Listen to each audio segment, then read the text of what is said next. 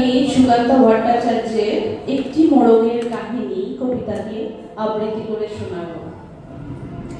একটি মোড়ক হঠাৎ একদিন আশ্রয় পেয়ে গেল বিরাট প্রাসাদের ছোট্ট এক কোণে, ভাঙা প্যাকিং বাক্সের গাদায় আরো দু তিনটে মুরগির সাথে।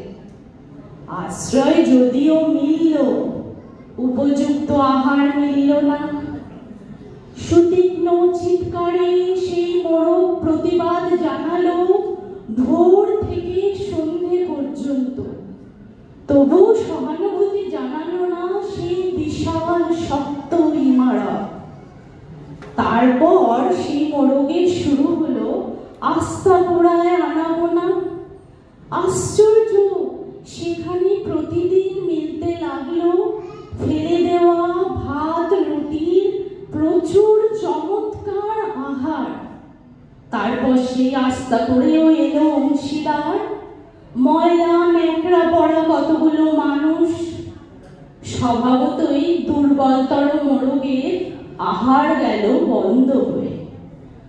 খাবার খাবার একটু খাবার, সেই খাবারের আশায় অসহায় মোড়ক বারবার যেতে লাগলো প্রাসাদের ধারে। সেখানেও মিলল তার প্রচন্ড চিৎকার।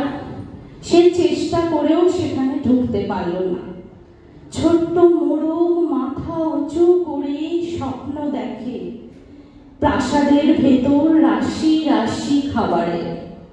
তারপর সত্যি সে একদিন ঢুকতে পেল সেই প্রাসাদে। একেবারে সোজা চলে গেল ধপধপে দামি কাপড়ে ঢাকা খাবার টেবিলে। তবে খাবার খেতে নয়, খাবার হিসেবে। নমস্কার।